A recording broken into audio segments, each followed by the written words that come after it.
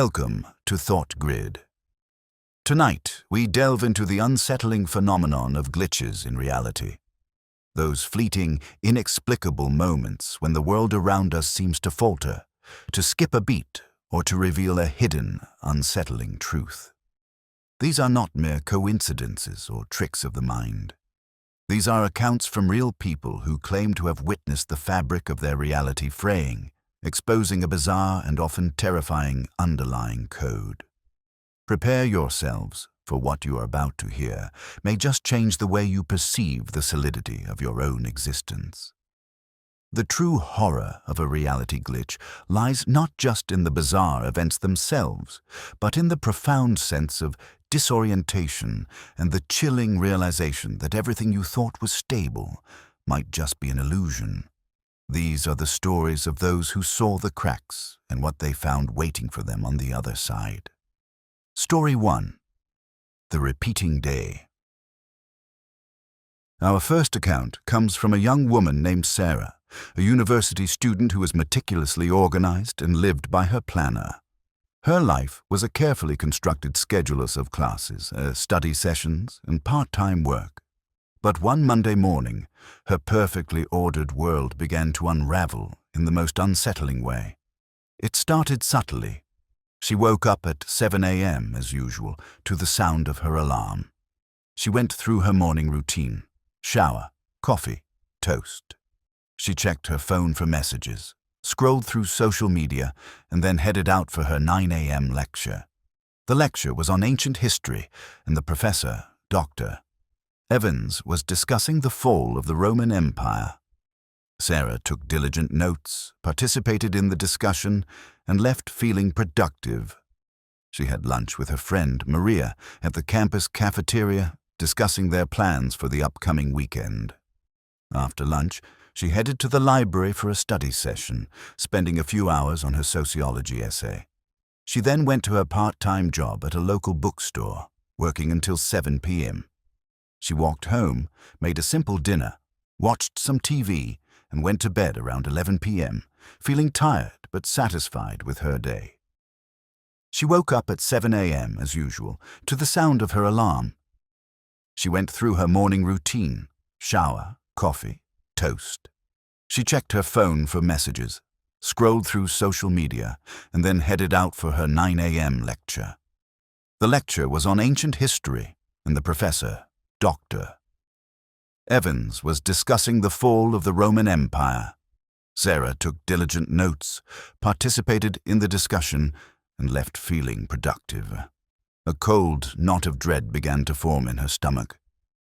It was the exact same day, the same alarm, the same breakfast, the same lecture, the same discussion about the fall of the Roman Empire.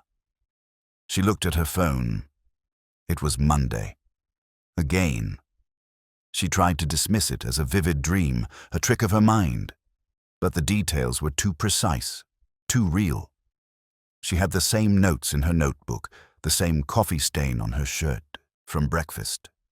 She approached Maria at lunch, trying to subtly confirm their conversation from the previous day, but Maria looked at her strangely, as if she were speaking nonsense. The day unfolded exactly as it had before. Every conversation, every event, every minute detail. Sarah was living the same Monday, over and over again. Panic began to set in. She tried to break the loop. She skipped her lecture, went to a different cafe for lunch, called in sick to work. But no matter what she did, when she woke up, it was always Monday 7 a.m., and the day would play out identically. She tried to tell people, to explain the impossible situation, but they either dismissed her as delusional or looked at her with pity. The repetition was maddening, a psychological torture that slowly chipped away at her sanity. The world felt like a broken record, stuck on a single, horrifying track. She started to notice subtle imperfections, tiny glitches in the fabric of the repeating day, a slight flicker in the fluorescent lights, a momentary distortion in a reflection, a word on a street sign that would briefly shift before returning to normal. These were not dreams. These were real, terrifying anomalies. She spent weeks, perhaps months, trapped in this temporal loop. Time had lost all meaning. The initial panic gave way to a profound sense of despair, then a chilling resignation. She stopped trying to fight it, simply existing within the confines of her repeating Monday. She became an observer, a ghost in her own life, watching the same events unfold, listening to the same conversations, her mind slowly unraveling under the weight of the impossible. She started to wonder if she was dead, if this was some form of purgatory, or if she had simply slipped into a crack in reality, a place where time had ceased to flow. Then, one morning, she woke up, and the alarm clock read, Tuesday. The room felt different, the air lighter. She rushed to her phone, checking the date. It was indeed Tuesday. The loop was broken. She was free, but the experience had left an indelible mark. Sarah now lives with a constant, low-level anxiety, always checking the date, always listening for the subtle hum of repetition. The world, once so predictable, now feels fragile, as if at any moment it could stutter, repeat, and trap her once again in an endless, horrifying loop. She knows, with a terrifying certainty, that reality is not as stable as we believe, and that sometimes the most disturbing horrors are those that play out on an endless loop. Story 2. The Disappearing Object. Our second account comes from a meticulous collector named David, a man who prided himself on his vast and perfectly organized collection of antique coins. Every coin had its place, every display case was carefully arranged, and he knew the exact location of each and every piece. But one evening, his orderly world began to unravel in the most unsettling way. He was in his study, admiring his prized possession, a rare Roman denarius from the reign of Emperor Hadrian.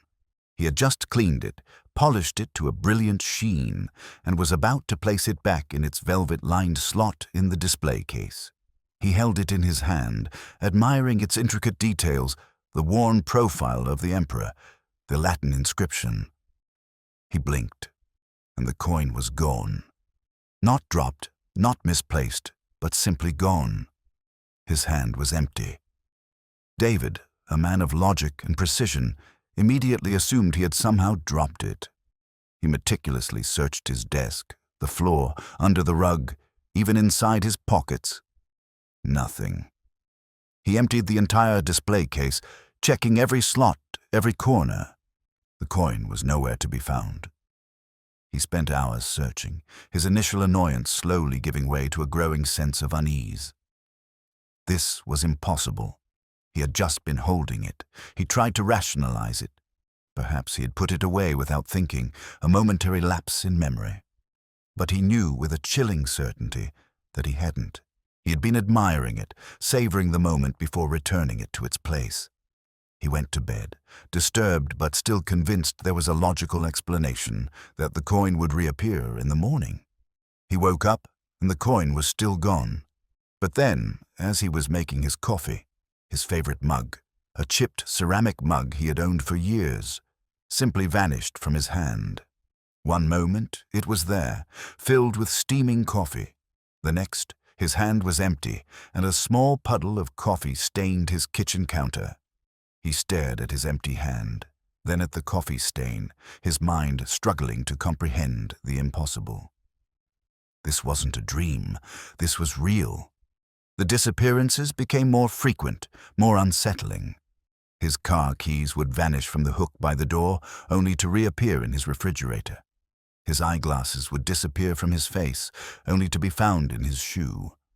Small everyday objects, things he was actively using or had just placed down, would simply cease to exist, only to reappear in bizarre and illogical locations. He tried to document them, to find a pattern, but there was none. The glitches were random, unpredictable, and utterly terrifying. He started to feel a profound sense of disorientation, as if the world itself was playing a cruel trick on him. He'd reach for something, only to find his hand passing through empty air. He'd place an object down, turn his back for a second, and it would be gone. He became paranoid, constantly checking his possessions, his mind racing, trying to anticipate the next disappearance. He felt like he was living in a poorly rendered video game where objects would occasionally despawn or clip through the environment. The world felt less solid, less real. He spent weeks, perhaps months, living in this state of constant uncertainty. The initial panic gave way to a chilling resignation. He stopped trying to fight it, simply existing within the confines of his glitching reality. He became an observer, a ghost in his own life, watching his possessions vanish and reappear, his mind slowly unraveling under the weight of the impossible. He started to wonder if he was going mad, if this was some form of early onset dementia, or if he had simply slipped into a crack in reality, a place where the rules of existence no longer applied. Then, one morning, he woke up, and everything was back to normal. His Roman denarius was in its slot, his favorite mug was in the cupboard, his keys were on the hook. The glitches were gone. He was free. But the experience had left an indelible mark. David now lives with a constant, low-level anxiety, always checking his possessions, always listening for the subtle hum of disappearance. The world, once so predictable, now feels fragile, as if at any moment it could stutter, glitch, and make his possessions vanish once again. He knows, with a terrifying certainty, that reality is not as stable as we believe, and that sometimes the most disturbing horrors are those that make you question the very existence of the things you hold dear. Story 3. The Shifting Landscape. Our third account comes from a seasoned hiker named Mark, a man who had spent decades exploring the most remote and challenging trails. He knew the wilderness like the back of his hand, every peak, every valley, every hidden stream. But one crisp autumn afternoon, deep in the heart of a familiar national park, his intimate knowledge of the landscape turned into a chilling nightmare. He was on a well-worn trail, a path he had hiked countless times before. The sun was high, the air was cool, and the leaves were a riot of autumnal colors. He was enjoying the solitude, the rhythmic crunch of his boots on the fallen leaves, when he noticed something was off. A large, distinctive rock formation, a landmark he used to gauge his progress, was gone. Not just obscured, but completely absent. In its place was a cluster of trees he didn't recognize. Mark, a man of logic and keen observation, immediately assumed he had somehow taken a wrong turn. He consulted his map and compass, double-checking his position. Everything indicated he was on the correct trail. He tried to rationalize it, thinking perhaps he had misremembered the landmark, or that a recent rock slide had altered the landscape. But the feeling of unease grew stronger. The trees around him seemed denser, the light dimmer, and the air carried a faint, metallic scent he couldn't quite place. He continued to hike, his pace quickening, his heart pounding. The trail remained the same, an endless path through unfamiliar woods. He tried to count his steps, to mark the passage of time, but his mind felt disoriented, as if his sense of direction had been completely severed. The metallic smell grew stronger, almost like old blood. He noticed something else then, a faint, almost imperceptible sound, like a distant, rhythmic scraping. It was too soft to pinpoint, but it was there, a subtle counterpoint to the oppressive silence. Hours passed, or perhaps it was minutes. Time had lost all meaning. Mark was exhausted, his throat raw from shouting, his legs aching. He slumped against a tree trying to catch his breath when the scraping sound grew louder, closer. It was coming from down the trail, slowly, deliberately approaching. He pushed himself up, his eyes scanning the empty woods, but he saw nothing. The sound continued, a slow, dragging scrape, accompanied by a wet, squelching noise. It was getting closer, much closer. He pressed himself against the tree, trying to make himself invisible, his breath ragged. The scraping stopped directly in front of him. He squeezed his eyes shut, bracing for whatever horror awaited him. He heard a soft, wet thud, and then silence. He slowly opened his eyes. There was nothing there. The trail was empty, the trees casting long, distorted shadows. But on the fallen leaves, directly where the sound had stopped, was a single, fresh, crimson handprint. It was too large to be human, and the fingers were unnaturally long and thin. Mark didn't wait. He ran, blindly, desperately, down the endless trail. The image of the handprint burned into his mind. He ran until his lungs burned and his vision blurred, the trees blurring into a nauseating streak. He could hear the scraping sound now echoing behind him, seemingly everywhere. He felt a sudden, sharp pain in his side, as if something had brushed against him, and then he was falling. He landed hard on a cold, damp forest floor, the familiar scent of pine needles and damp earth filling his nostrils. He looked up. He was back on his familiar trail, the distinctive rock formation now clearly visible in the distance. The scraping sound was gone. The strange, unfamiliar trees were gone. He scrambled to his feet, his body trembling, and fled the park, never to return. To this day, the smell of metal and the sound of scraping sends shivers down his spine, and he avoids hiking in remote areas at all costs. Story 4. The Echoing Conversation. Our final account comes from a young musician named Chloe, who had a peculiar sensitivity to sound. She could pick out individual instruments in a complex symphony, identify subtle nuances in a vocalist's tone, and even discern the distinct rhythm of a city's heartbeat. But one quiet evening, while practicing her cello in her apartment, her acute sense of hearing turned into a chilling nightmare. She was deeply engrossed in a challenging piece, her bow gliding across the strings when she heard it, a faint, almost imperceptible echo of a conversation.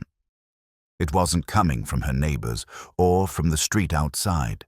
It seemed to be coming from within her own apartment, a ghostly whisper of voices she didn't recognize. She paused, her bow hovering over the strings, listening intently. The voices faded, then returned, clearer this time. It was a man and a woman arguing, their voices low and muffled, as if speaking from behind a thick wall. Chloe, initially curious, tried to pinpoint the source. She walked around her apartment, pressing her ear against walls, checking vents, but the sound seemed to emanate from everywhere and nowhere at once. The conversation was disjointed, fragmented, like snippets of a radio broadcast fading in and out. She tried to rationalize it, thinking perhaps it was a faulty speaker or a strange acoustic anomaly. But the feeling of unease grew stronger. The voices seemed to grow more agitated, more desperate, and she could almost make out individual words, fragments of a heated argument. She went to bed, disturbed but still convinced there was a logical explanation, that the echoes would be gone in the morning. She woke up, and the voices were still there, louder now, more distinct. It was the same man and woman, their argument escalating, their voices filled with anger and despair. She could hear the woman crying, the man shouting, the sound of something shattering. She covered her ears, but the sound seemed to penetrate her very skull, echoing in her mind. This wasn't a dream. This was real. The echoes became more frequent, more unsettling. She'd hear them in the middle of the day while making coffee, while reading a book. The conversations would play out in random bursts, sometimes a few words, sometimes an entire exchange, always the same argument, always the same voices. She tried to document them, to find a pattern, but there was none. The glitches were random, unpredictable, and utterly terrifying. She started to feel a profound sense of disorientation, as if the world itself was playing a cruel trick on her. She'd be in the middle of a conversation with a friend, and the echoing voices would suddenly erupt, drowning out the present. She'd try to listen to music, but the ghostly argument would intrude, a chilling counterpoint to the melody. She became paranoid, constantly checking her surroundings, her mind racing, trying to anticipate the next auditory intrusion. She felt like she was living in a poorly mixed audio track where unwanted sounds would occasionally bleed through from another dimension. The world felt less solid, less real. She spent weeks, perhaps months, living in this state of constant uncertainty. The initial panic gave way to a chilling resignation. She stopped trying to fight it, simply existing within the confines of her glitching reality. She became an observer, a ghost in her own life, listening to the same argument play out, her mind slowly unraveling under the weight of the impossible. She started to wonder if she was going mad, if this was some form of auditory hallucination, or if she had simply slipped into a crack in reality, a place where the echoes of past events lingered, forever trapped in a loop. Then, one morning, she woke up, and the voices were gone. The apartment was silent, save for the familiar sounds of the city outside. The glitches were gone. She was free, but the experience had left an indelible mark. Chloe now lives with a constant, low-level anxiety, always listening for the subtle hum of an echoing conversation. The world, once so predictable, now feels fragile, as if at any moment it could stutter, glitch, and replay the terrifying argument once again. She knows, with a terrifying certainty, that reality is not as stable as we believe, and that sometimes the most disturbing horrors are those that make you question the very sounds you hear and the very fabric of time itself. Sarah's life became a meticulous dance around the possibility of another repeating day. She developed an almost obsessive need for novelty, constantly changing her routine, taking different routes to class, trying new coffee shops, anything to disrupt any potential pattern. The thought of waking up to the same Monday again was a cold dread that never truly left her. She found herself scrutinizing every detail, every flicker of light, every misplaced object, searching for the subtle imperfections, the tiny glitches that had once been her only proof of the loop. Her friends noticed her newfound spontaneity, mistaking it for a vibrant zest for life, unaware of the underlying terror that fueled her every decision. She tried to explain, to articulate the profound sense of unreality that had permeated her existence. But the words always fell short, sounding like the ramblings of a mad woman.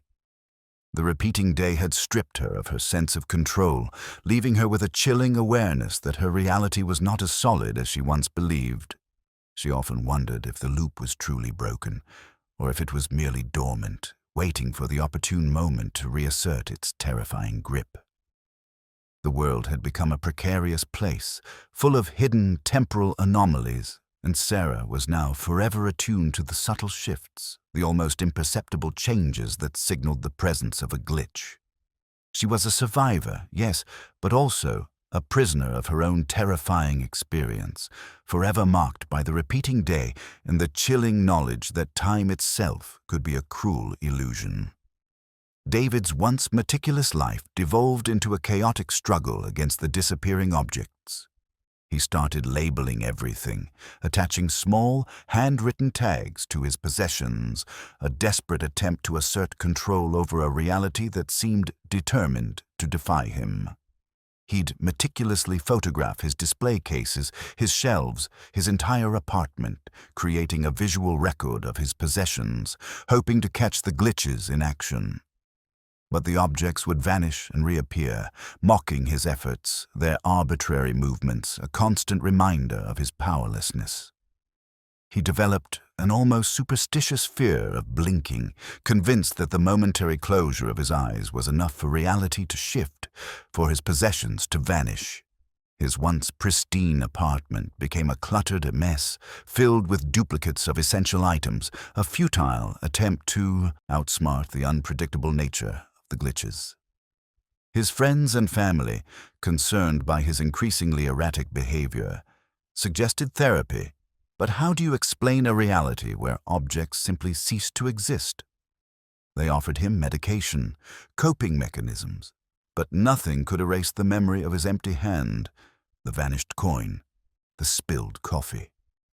He knew with a terrifying certainty that the world was not as solid as it seemed, that there were cracks, hidden dimensions where objects could simply cease to be. He eventually stopped collecting, the joy of his hobby replaced by a constant, gnawing anxiety. He now lives a quiet life, rarely acquiring new possessions, the memory of the disappearing objects a constant companion.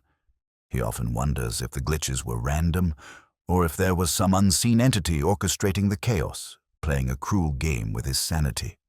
The thought alone is enough to send shivers down his spine, a chilling reminder that some horrors are not about what you see, but about what you can no longer find.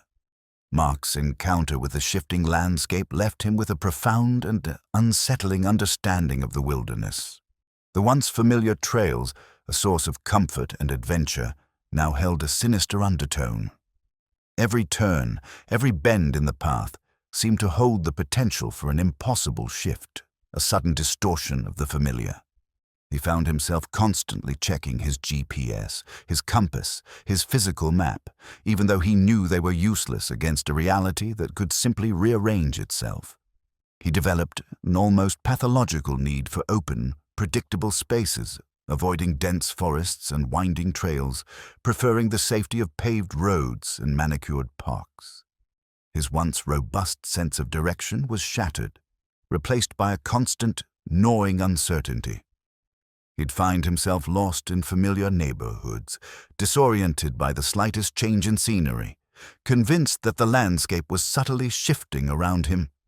His friends, initially concerned, now viewed his aversion to nature with a mixture of pity and exasperation.